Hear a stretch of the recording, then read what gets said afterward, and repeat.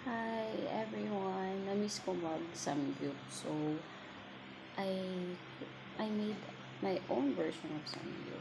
So, what I bought was sweet dilis.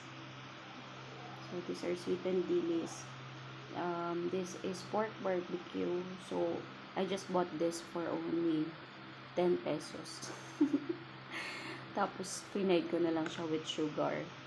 And then I also bought pork barbecue for 40 pesos. So 2 sticks for 40 pesos.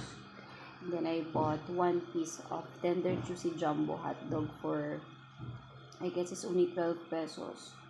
And then this one, cucumber. So bali yung sauce ng barbecue since medyo vinaigrette siya. So nilagay ko siya dito. Ilagyan ko lang ng sesame oil para mas masarap. Tapos, of course, seaweeds. Dried seaweeds. My favorite. So, di ba?